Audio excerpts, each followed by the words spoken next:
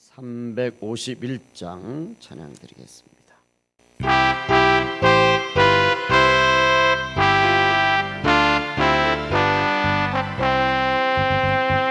믿는 사람들은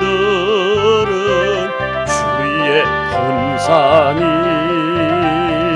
앞서가신 주를 따라갑시다. 아멘. 우리 대장 예수 길을 들고서 접전하는 곳에 가신 것 보라. 믿는 사람들은 주의 군사하니 앞서가신 주를 따라갑시다. 원수 마귀 모두 쫓겨가기는 이름 듣고 겁이 남이라. 할렐루야. 우리 찬송 듣고 지옥 떨리니. 아멘. 형제들아 주를 찬송합시다. 믿는 사람들은 주의 군사하니 앞서가신 주를 따라가. 세상 나라들은 멸망당하나 예수 교회 영영 왕성하리라. 마귀 권세 감히 해치 못함은 주가 모든 교회에 지키심이라. 믿는 사람들은 주의 군사하니 앞에 가신 주를 따라갑시다. 백성들아 와서 함께 모여 우리 모두 함께 우리 모두 예배드리세. 아멘. 영원토록 영광 권세 찬송을 우리 임금 주께에 돌려보내세. 아멘. 믿는 사람들은 주의 군사하니 앞서가신 주를 따라갑시다. 아멘. 아멘. 감사합니다. 우리의 기도에 응답해 주실 줄로 믿습니다. 오늘 말씀은 마태복음 3장 12절입니다. 마태복음 3장 12절 신약성경 3페이지. 우리 한 절 다 같이 한 목소리로 읽으시겠습니다.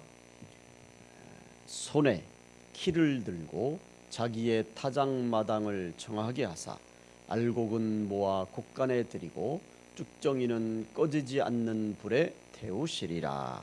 아멘. 우리 한 번 더 읽겠습니다. 손에 키를 들고 자기의 타작마당을 정하게 하사 알곡은 모아 곡간에 들이고 쭉정이는 꺼지지 않는 불에 태우시리라. 아멘. 오늘 본문 말씀을 중심으로 나중에 땅을 치고 후회하지 말고 무조건 알곡신앙이 됩시다. 이런 제목으로 함께 은혜를 나누겠습니다. 지금 코로나가 길어지고 있습니다. 더 나아가서 세계 곳곳에서 기상이변이 일어나고 있습니다. 이런 상황 속에서 이 모든 것들을 보시면서 어떤 분들은 지금이야말로 말세 중에 말세다, 지금이야말로 주님 오실 때가 정말 가까이 왔다라고 하는 이런 임박한 종말론을 강력하게 말씀하시는 분들이 많아지고 있습니다. 그런데 여기서 한 가지 우리가 아주 중요한 사실을 잊어서는 안 된다는 것. 오늘 본문 말씀처럼 주님이 오시면 어떤 일이 벌어집니까? 알곡과 쭉정이가 분명히 갈라지는데, 그렇다면 임박한 종말론을 강조하시는 분들은 물론이고 우리 한국 교회와 성도들은 모두 다 알곡들이라고 자신 있게 말할 수 있느냐 하는 것입니다. 다른 사람은 몰라도 나는 분명히 알곡이야, 나라면 당연히 주인의 국간에 들어갈 수 있어, 이렇게 자신 있게 말할 수 있느냐 하는 것입니다.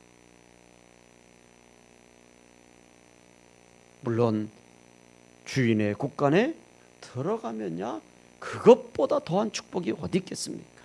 우린 또 그렇게 믿어야 되겠죠. 그런데 만약에 말이죠, 나는 알곡이라고 확신했는데 주님이 막상 알곡은 무슨 알곡이냐, 너는 쭉정이다, 그렇게 하면 어떡하냔 말이야.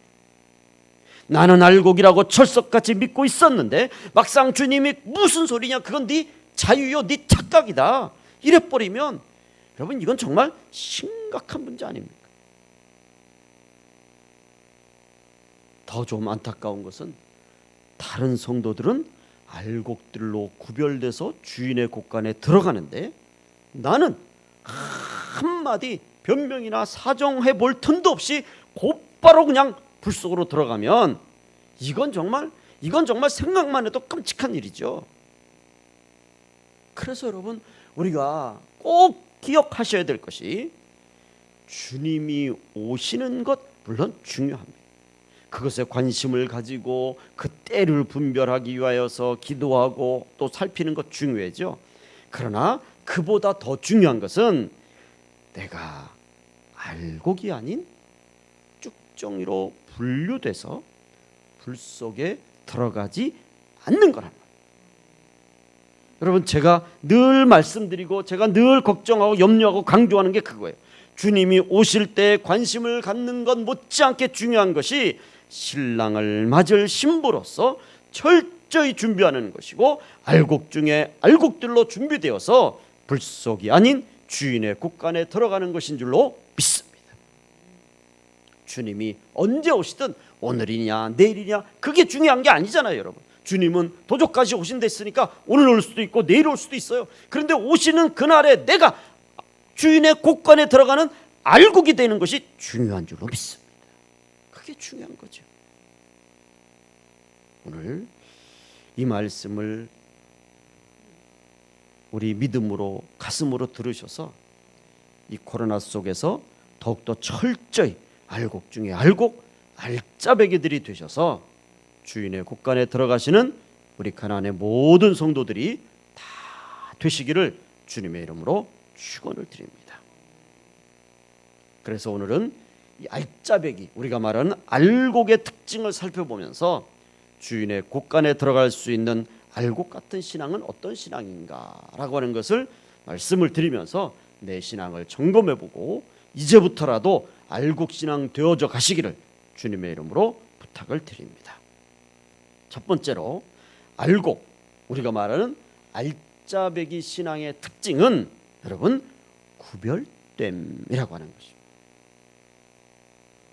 제가 오래전에 사과 농장에 신방을 간 적이 있습니다. 사과나무에 사과가 열렸는데 여러분 저는 그냥 마트에 있는 사과나 그런 사과를 우리는 주로 보잖아요. 그런데 사과나무에 사과가 그렇게 많이 열리는 건 처음 알았어요. 사과나무 하나에 사과나가 어마어마하게 열리더라고요. 정말 많이 열려요. 참 제가 이 미련한 것이 제주도를 한번 간 적이 있습니다. 그 제주도 한번 갔는데 이제 귤 따기 체험 그런 데가 있잖아요. 귤 농장에 가가지고 귤 열린 걸 봤는데요. 야, 옛말에 제주도에 귤 농장 조그만 거 하나만 있어도 자녀들 서울로 유학 보낸다는 말이 맞는 거. 진짜 귤나무 그냥 가지가 축축 처지도록 그렇게 귤이 많이. 여러분, 그런데 이 사과 나무에도요, 사과가 얼마나 많이 열리는지 몰라요. 그런데 그 많은 사과 중에서 제일 먼저 하는 일이 뭐냐면 그 사과 중에서 제일 잘 익은 사과들, 햇빛도 잘 받고 그리고 또 맛있어 보이고 그리고 어디 하나 흠없이 뭐 벌레가 파먹었다든가 뭐 새들이 와서 쪼아먹다든가 그런 게 요만큼이라도 있으면 안 돼요. 모양도 이뻐야 돼요. 뭐 좀 구부러졌다든가 그런 거 다 그냥 해놓고 그 중에서 가장 0.00001%에 해당되는 그런 사과들만 땁니다. 그런 다음에 두 번째 따느냐? 아니에요. 그런 다음에 뭘 하시냐 봤더니 그 사과들만 이제 다 모아놓을 거 아니에요. 그리고 거기서 또 검사해요. 그렇게 최고로 좋은 사과들만 뽑은 데서 더 최고의 사과를 뽑아요. 그건 이제 사과 나무 달릴 때 혹시나 잘못 딴 것이 있으면 그것도 꼭지도 또 보는 거예요. 그래가지고 그 최고의 사과들을 따로 분류해서 그래서 그 사과들을 싹 닦은 다음에 그 다음에 포장에 들어가요. 그런데 그 포장이 보니까요 얼마나 고급스러운 포장인지 모릅니다. 우리가 보는 금장 사과 딱지 딱 붙여가지고 그래서 그 사과 박스들을 따로 분류해요. 그래서 제가 물어봤습니다. 집사님, 이건 어디로 갑니까? 목사님, 100% 수출용입니다. 그리고 국내에서도 우리나라에서도 최고급 판매처로 가는 거예요. 그런 사과 먹는 분들도 있어요. 그럼 그런 사과는 우리 잘 못 먹는 거예요. 그리고 처음에 땄던 그 최고급 사과들 중에 남은 거 있죠. 그게 이제 판매가 되는 거예요. 그게. 그리고 난 다음에 그거 이제 포장하고 그 다음에 두 번째 따는 거예요. 그리고 세 번째 따고 네 번째 따고. 그러고 나서는 다 따느냐 안 따요. 좀 아시겠지만 좀 남겨놓고 이제 새들 먹으라고 남겨놓는 거예요. 그런데 집사님이 목사님 먼 길 오셨으니까 이거 하나 잡숴보세요. 그리고 그 금장 붙은 사과 하나 줬는데요. 여러분, 저는 지금까지도 아직도 그 사과 맛을 잊을 수 없어요. 진짜 이거 어떻게 말로 표현을 못하겠어요. 한 입 딱 깨물었는데 이뭐 꿀이 들어있는 것 같았어요. 와, 진짜 아삭아삭되고요. 그때 알았으면 하나 더 먹을 걸. 그 주인 집사님도 이 알짜배기 사과는 어쩌다 한 번씩 포장하다가 실수로 아차해서 톡 떨어뜨린 거 있죠. 그것조차도 따로 빼는데. 그러니까 그런 거 어쩌다 1년에 한 번 가야 어쩌다 한 개 먹는데. 그게 알곡이라는 거. 그게. 오늘 본문 12절 말씀해 보시면 손에 키를 들고 자기의 타작마당을 정하게 하사 알곡은 모아 곳간에 들이고 쭉정이는 꺼지지 않는 불에 태우시리라. 아멘. 여러분, 알곡이라는 이 단어의 사전적인 의미를 보니까 뭐라고 되어 있냐면 쭉정이나 잡것이 섞이지 아니한 곡식 나달로 된 곡식 깍지를 벗긴 콩이나 팥 따위를 통틀어 이르는 말, 곧 알짜배기다. 이렇게 표현되어 있더라고요. 그렇게 정의를 내려요. 사전적인 정의를. 오늘 본문 말씀에 보면 주인은 알곡과 쭉정이를 뭐라고 그래요? 구별하신다고 그랬어요. 그러니까 알곡이 이 쭉정이와 잡곡과 섞이지 않는 그런 특징이 있는 것처럼 우리가 말하는 알짜배기 신앙, 알곡 신앙의 특징의 첫 번째는 뭐예요? 비록 우리가 세상 속에 살아가지만 세상과 다른 구별된 삶을 살아가는 이 구별된 믿음이 알곡의 첫 번째 특징인 줄로 믿습니다. 보세요. 하나님이 아담 하와에게 에덴 동산의 모든 것을 먹으라고 허락하셨습니다. 그렇지만 단 하나 선악을 알게 하는 나무 열매는 먹지 말라고 명령하셨어요. 그건 뭐예요? 구별이에요. 구별. 이 구별됨을 깨트리면 죽을 것이라고 분명히 말씀하셨습니다. 그래서 창세기 1장 16절 말씀을 보시면 여호와 하나님이 그 사람에게 명하여 이르시되 각종 동산 각종 나무의 열매는 내가 임의로 먹되 마음대로 먹되 17절 선악을 알게 하는 나무의 열매는 먹지 말라. 내가 먹는 날에는 반드시 죽으리라 하시니라. 아멘. 구별이죠. 구별. 구별시킨 것인 거예요. 다 먹어도 이것만큼은 먹지 말라. 이 열매만큼은 손대지 말라고 구별시키신 거예요. 그런데 이 아담 하와가 사탄의 유혹에 넘어갑니다. 그래서 이 구별됨의 약속을 한순간에 깨트렸잖아요. 하나님의 말씀에 불순종하고 구별됨을 깨트림으로 인해서 죄와 사망이 찾아오고 사탄의 종노릇하는 신세가 된 줄로 믿습니다. 그래서 바울은 로마서 5장 12절 말씀에 그러므로 한 사람으로 말미암아 죄가 세상에 들어오고 죄로 말미암아 사망이 들어왔나니 이와 같이 모든 사람이 죄를 지었으므로 사망이 모든 사람에게 이르렀느니라. 아멘. 정말 안타까운 것. 그렇지만 여러분, 우리가 다니엘서에서 보면 포로로 잡혀간 다니엘과 세 친구인 사드락과 메삭과 아벳느고가 있습니다. 이들은 어린 나이에 포로로 잡혀간 이 포로 주제에 우리는 우상에게 제물로 바쳐진 음식을 먹을 수 없다. 우리는 우상에게 바쳐진 제물과 구별된 다른 음식을 먹겠다. 그렇게 요청을 합니다. 아니, 포로 주제에 주는 대로 먹어야지. 뭐는 먹고 뭐는 못 먹겠다. 어떻게 그렇게 당당하게 주장할 수 있습니까? 그러나 다니엘과 세 친구는 먹는 것에서부터 뭐예요? 구별 때문에 목숨을 건 거예요. 왜? 그렇게 배웠으니까. 율법에 그렇게 하나님 말씀을 그렇게 배웠으니까 우리는 죽으면 죽었지 우상에 바쳐진 제물을 먹을 수 없다. 우리는 비록 포로지만 내가 신세가 포로지만 먹는 거는 내가 구별되게 먹어야 되겠다. 먹는 것에 구별되는 목숨을 건 거예요. 그래서 다니엘서 1장 12절 말씀해 보시면 청하오니 당신의 종들을 열흘 동안 시험하여 채식을 주어 먹게 하고 물을 주어 마시게 한 후에 당신 앞에서 우리의 얼굴과 왕의 음식을 먹는 소년들의 얼굴을 비교하여 보아서 당신이 보는 대로 종들에게 행하소서. 아멘. 아멘. 우리를 구별시켜 달라는 거죠. 참 어린 소년들이 포로로 잡혀간 그렇게 겁을 먹고 뭐 어떻게 해야 될지 모를 그런 어린 소년들이 이런 구별됨을 주장했다고 하는 건 이건 대단한 것 아니겠습니까?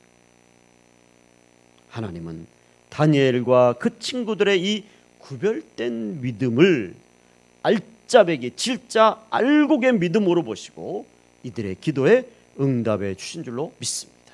그래서 14절을 이하에 보시면 그가 그들의 말을 따라 열흘 동안 시험하더니 열흘 후에 그들의 얼굴이 더욱 아름답고 살이 더욱 윤택하여 왕의 음식을 먹는 다른 소년들보다 더 좋아 보인지라. 그리하여 감독하는 자가 그들에게 지정된 음식과 마실 포도주를 제하고 채식을 주니라. 하나님이 이 네 소년에게 학문을 주시고 모든 서적을 깨닫게 하시고 지혜를 주셨으니 다니엘은 또 모든 환상과 꿈을 깨달아 알더라. 아멘. 하나님께서 다니엘과 세 친구들의 그 구별된 믿음을 보시고 그들의 믿음을 축복하시고 응답하신 줄로 믿습니다. 여러분, 우리가 이 세상 속에 살아가면서 이 구별된 믿음의 삶을 산다는 것은 솔직히 어렵고 힘들고 때로는 고통스러운 신앙의 길인 줄로 믿습니다. 어떨 때는 순교의 각오까지 해야 할 때도 있습니다. 여러분, 아까 말씀드린 것처럼 지금 아프가니스탄에서 선교사님들과 가족과 이렇게 나오신 분들도 있어요. 지금 당장 한국엔 들어오지 못하지만 이제 미국 선교부하고 이렇게 돼서 미국으로 지금 가려고 하시는 분들이 몇 분 있습니다. 그런데 나올 수 있는데 우리는 이곳에 하나님 보내셨으니까 하나님의 미랄, 우리가 죽어서 하나님의 미랄 되지 않으면 그래서 그냥 남아있는 그런 선교사님들과 가족들과 자녀들까지 있어요. 그런 분들이 몇 분 있어요. 지금. 참 대단한 역사 아닙니까? 여러분, 이렇게 정말 우리와 먼 나라 이야기 같지만 아니에요. 여러분, 우리나라도 이 자유를 빼앗기면 여러분 그렇게 될 수뿐이 없는 거예요. 그렇지만 교회가 하나님의 자녀들에게서 이 구별됨이 사라지면 곧바로 뭐가 되는 거예요? 쭉정이가 되는 거예요. 꺼지지 않는 불에 태우시라는 말씀처럼 하나님의 준엄한 심판이 기다리고 있음을 우리는 분명히 기억해야 하는 줄로 믿습니다.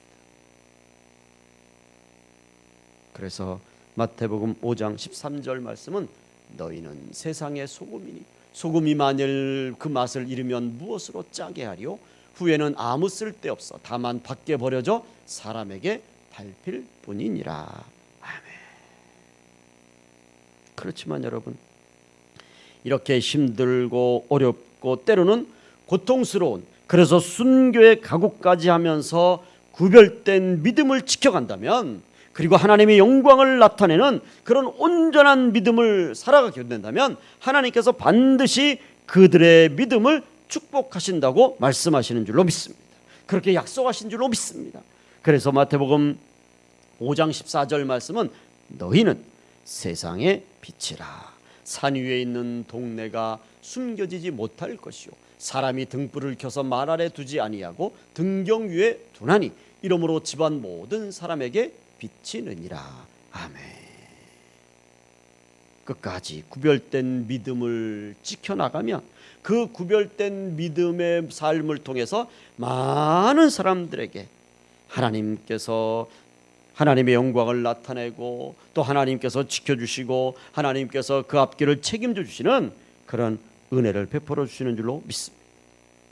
우리가 주의를 지키는 것, 이렇게 코로나 속에서도 최선을 다해서 예배당에 모여서 예배를 드리든지 아니면 영상으로 예배를 드리든지 이렇게 열심으로 예배를 드리는 것, 그리고 11조 예물을 드리는 것, 또 우리가 술 담배를 하지 않는 것, 교회를 위해서 헌신하고 성전을 지어서 하나님께 드리는 것, 복음을 전하고 선교를 하는 것, 이웃을 사랑하고 섬기는 것, 우리가 신앙생활하는 이 모든 것이 그것이야말로 하나님의 자녀로서 구별된, 이 세상과 구별된 하나님의 자녀들의 당연한 믿음의 모습이고 삶의 표현인 줄로 믿습니다. 우리가 그런 말 하지 않습니까? 사람이 나이를 먹어가면 자연스럽게 몸에서 기운이 빠지고 자연스럽게 흰머리가 생기고, 그래서 저도 안경을 썼는데 오늘날 이렇게 글자를 보는데 글자가 안 보이는 거예요. 이게 노안이래요 벌써. 그래서 여러분, 이 안경이 그 다초점 밑에는 돋보기가 있는 그 안경인데, 아니 세상에 솔직히 우리가 젊었을 때가 엊그제 같은데 벌써 노안이 와가지고 이제는 손녀를 내일 모레 하나 더 나오니까 둘이라도는 이제는 할아버지가 돼. 처음에 할아버지 소리 들었을 때요 굉장히 당황스럽더라고요. 내가 벌써 할아버지야. 이미 들으시는 분들은 뭐 익숙해서 그럴지 모르시겠지만 저는 참 처음에 적응하기 어려웠어요. 여러분, 세월이 흘러가면서 모든 것이 이렇게 자연스럽게 나타나는 것이 있잖아요. 우리는 그런 걸 자연스럽게 받아들여요. 여러분, 우리가 여기서 기억해야 될 것이, 우리가 하나님의 자녀가 되면 자연스럽게 해야 되는 것, 이건 그냥 자연스럽게 하는 거예요. 이건 무슨 의무니 철칙이니 이건 신앙의 법칙이니 그런 얘기할 필요도 없는 거예요. 그냥 자연스럽게 하는 거예요. 하나님의 자녀가 되고 예수를 믿고 구원의 확신이 생기면 교회 와서 예배드리고, 그리고 기도하고, 그리고 예물을 구별해서 하나님께 드리고, 하나님의 영광을 위해서 살고, 삶의 목적을 바꾸고. 여러분, 이것은 뭐 특별한 게 사실은 아니에요. 이건 자연스러운 거예요. 그런데 그런데 어느 순간부터 이게 특별한 게 됐어요. 성경을 좀 많이 공부하면 특별한 게 됐어요. 교회에서 특별 대우를 받아요. 기도를 좀 많이 하면 특별한 기도 많이 하는 사람이라고 특별 대우. 여러분 그거 당연한 거잖아요. 당연한 게 이상하게 특별한 세상이 된 게 오늘 우리 한국교회의 어떤 한 모습이에요.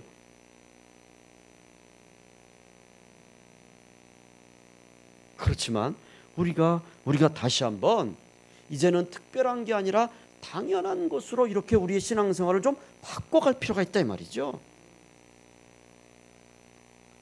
여러분 어린이 찬양에 이런 찬양이 있습니다. 아주 재미난 그런 찬양이에요. 아주 우스운 좀 이렇게 좀 아이들한테는 이게 맞는 찬양인데 우리가 한번 찬양을 들어보시겠습니다. 그리고 그 이제 찬양 가사를 이제 띄워드릴 테니까 다 아시는 찬양 가사예요. 그렇지만 어린 아이들이 부르는 이 단순한 찬양을 오늘 우리가 정말 다시 한번 이 코로나 속에서 우리가 다시 한번 우리가 새겨봐야 되겠어요. 찬양을 틀어주세요. 가사도 보여주시고.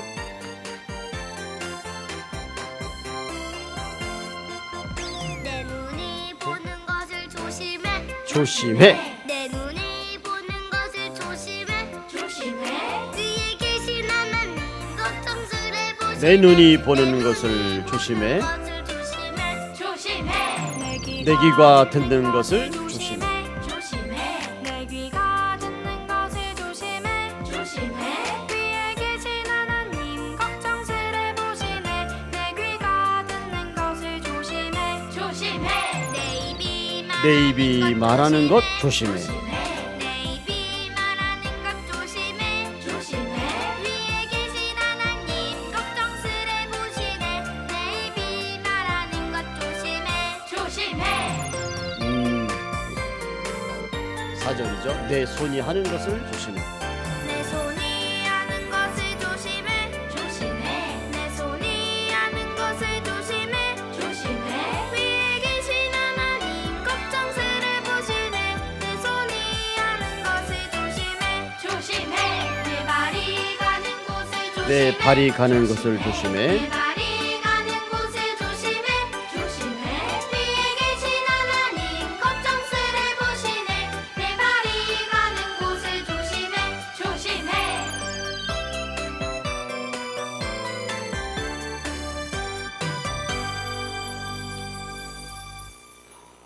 말씀드린 것처럼 어린아이들 찬양 가사 단순하잖아요.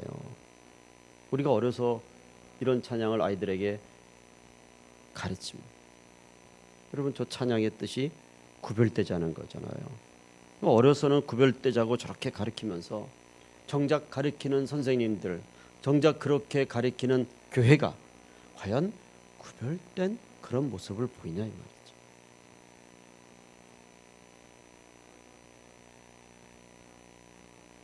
참 좀 뭐라 그럴까요?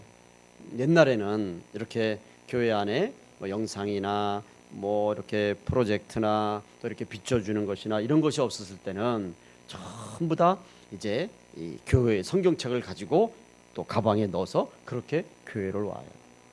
그 지나가는 분들이 아유 교회 가시는군요. 그렇게 알았어요. 그런데 요즘엔 젊은 사람들은 성경책도 안 가지고 다녀요. 왜? 스마트폰 안에 다 들어있으니까 예배 때도 스마트폰 안에서 성경을 다 봐요. 물론 그것이 나쁜 건 아니에요.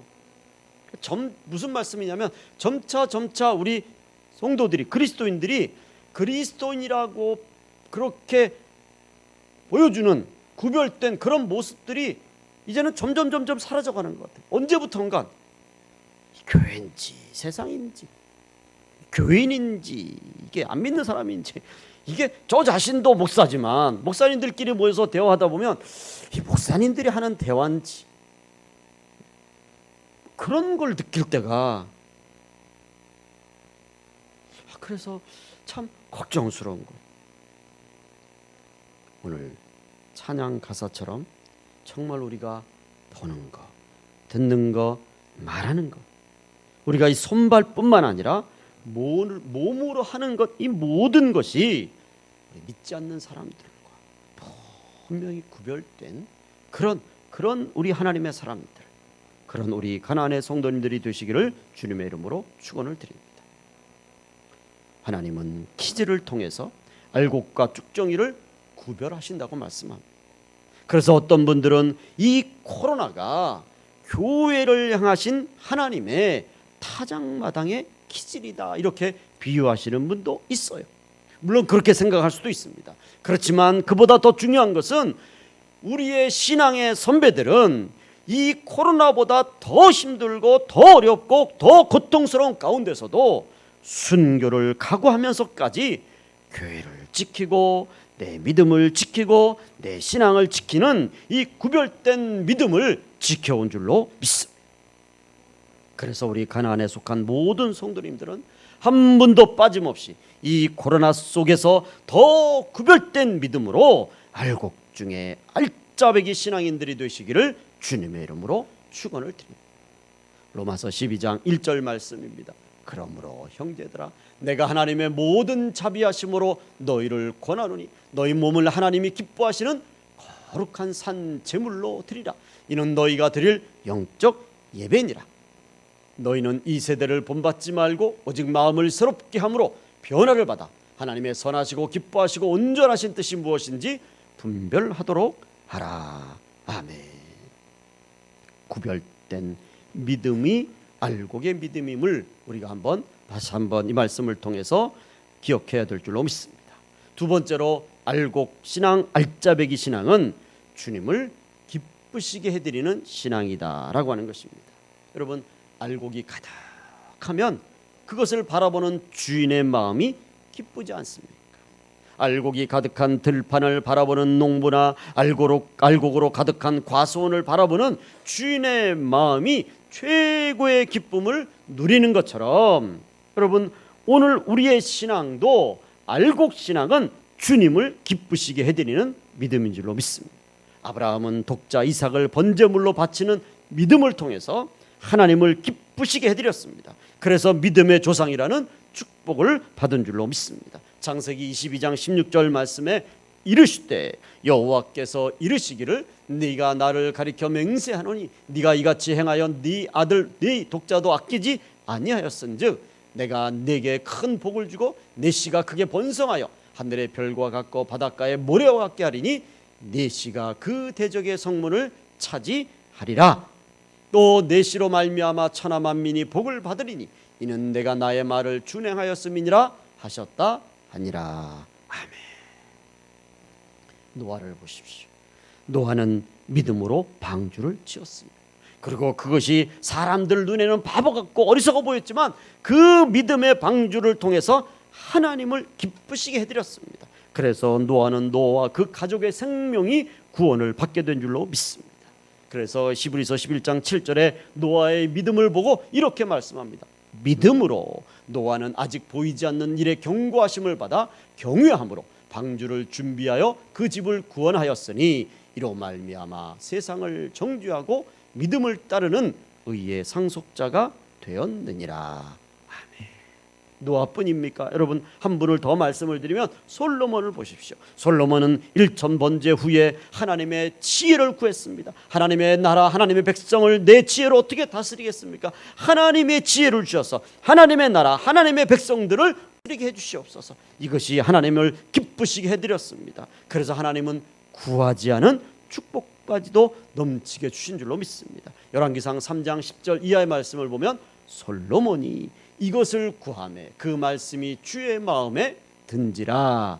하나님이 그에게 이르시되 내가 이것을 구하도다. 자기를 위하여 장수하기를 구하지 아니하며 부도 구하지 아니하며 자기 원수의 생명을 멸하기도 구하지 아니하고 오직 송사를 듣고 분별하는 지혜를 구하였으니 내가 네 말대로 하여 네게 지혜롭고 총명한 마음을 주노니 네 앞에도 너와 같은 자가 없었거니와 네 뒤에도 너와 같은 자가 일어남이 없으리라.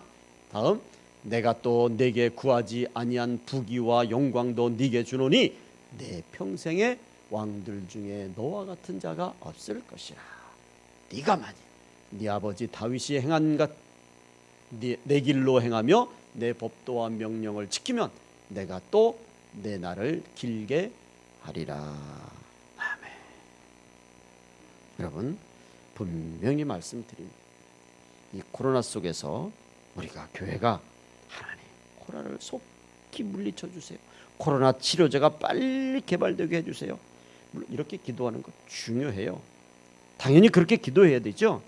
그러나 그보다 더 중요한 것은 하나님, 비록 우리가 이 코로나 속에서 어렵고 힘들지만 그래도 이 코로나 속에서 하나님을 기쁘시게 해드리는 구별된 믿음을 살게 주옵소서. 그렇게 기도해야 되는 줄로 믿습니다. 그래서 바울은 갈라디아서 1장 10절 말씀에 이제 내가 사람들에게 좋게 하랴 하나님께 좋게 하랴 사람들에게 기쁨을 구하랴 내가 지금까지 사람들의 기쁨을 구하였다면 그리스도의 종이 아니니라. 아멘.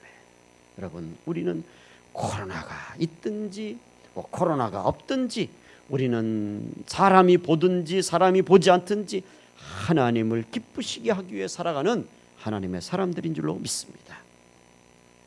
이 코로나 속에서도 하나님을 기쁘시게 해드리고 하나님의 마음을 시원케 해드리는 우리 가나안의 성도님들이 되시기를 주님의 이름으로 축원을 드립니다. 그래서 잠언서 25장 13절에 우리에게 이렇게 말씀합니다. 충성된 사자는 그를 보낸 이에게 마치 추수하는 날의 얼음 냉수 같아서 능히 그 주인의 마음을 시원하게 하느니라. 아멘.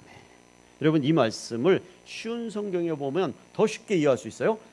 믿을 만한 심부름꾼은 그를 보낸 주인에게 추수하며 땀 흘릴 때에 마시는 뭐예요? 얼음물 같아서 그 주인의 마음을 시원하게 한다.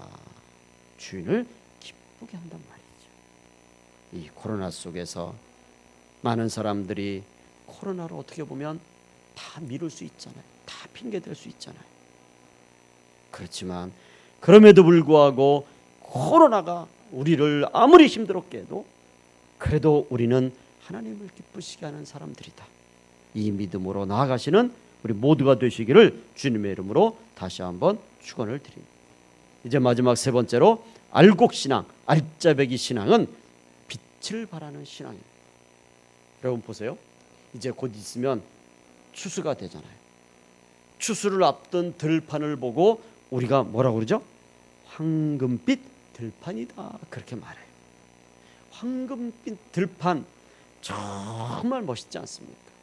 그 색은 물감으로도 잘 표현할 수 없는 정말 기가 막히는 아름다운 하나님의 그 작품이죠. 이 알곡들이 모여서 황금빛을 보여주는 것처럼 하나님의 자녀들도 빛을 나타나야 된다라고 하는 거예요.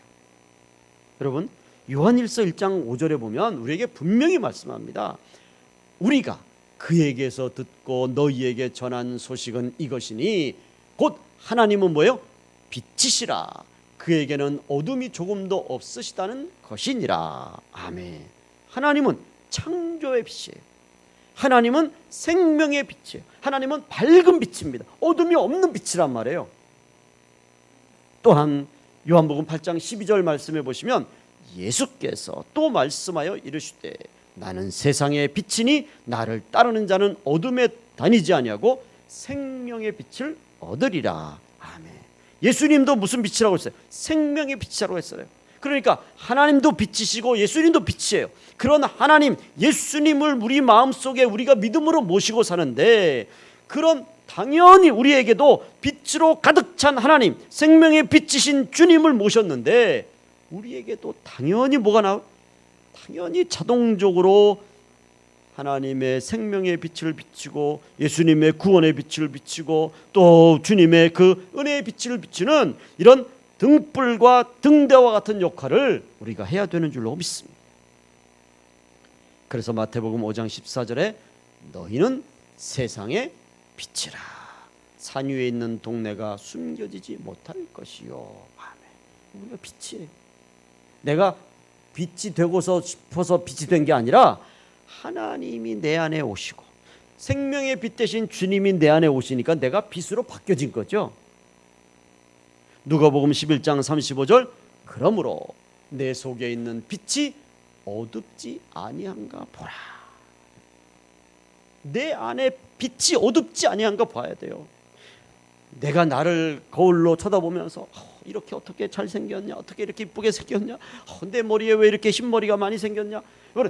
내 육신을 관찰하는 것도 중요해. 그런데 우리 믿음의 사람들은 그 거울을 볼 때마다 하나님의 말씀의 거울, 영혼의 거울을 비춰서 내 안에 있는 이 빛이 어떻게 지금 빛을 발하고 있느냐, 그걸 점검해야 되는 거야. 그걸. 그래서 에베소 5장 8절 말씀에 너희가 전에는 어둠이더니 이제는 주 안에서 빛이라, 빛의 자녀들처럼 행하라. 아멘. 여러분, 이제 한 가지 더 말씀을 드리겠습니다. 우리를 빛이라고 그랬는데 그러면 우리가 어떤 빛이냐? 성경은 그 빛이라는 의미를 마태복음 5장 16절에 이렇게 말씀합니다. 이같이 너희 빛이 사람 앞에 비치게 하여 그들로 너희 착한 행실을 보고 하늘에 계신 너희 아버지께 영광을 돌리게 하라. 아멘. 에베소 5장 9절 다 같이 시작. 빛의 열매는 모든 착함과 의로움과 진실함에 있느니라. 아멘. 여러분, 이 알곡들이 가진 이 빛은 세 가지를 말씀드렸어요. 착함의 빛, 의로움의 빛, 진실함의 빛이에요.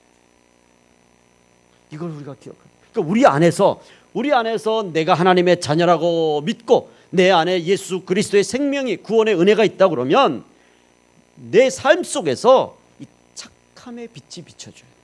의로움의 빛이 비춰져야 되고 진실함의 빛이 비춰져야 되는 줄로 믿습니다. 우스갯소리로 우리가 우리 피부를 우윳빛깔 광채나는 피부로 만들고 또 그런 피부로 만들기 위해서 뭐 화장을 하고 선크림을 바르는 것, 그것도 물론 중요하죠. 그렇지만 그보다 더 중요한 것은 말씀드린 것처럼 내 안에 있는 이 빛이, 내 안에 있는 창조주 하나님의 빛이, 생명의 예수님의 빛이 내 삶을 통해서 착함의 빛으로 나타나고 의로움의 빛으로 나타나고 진실함의 빛으로 나타나는지를 우리가 우리 자신을 점검해보고 체크해보고 확인해봐야 돼요. 그것이 하나님의 자녀의 매일매일 점검해야 될 믿음의 모습인 줄로 믿습니다.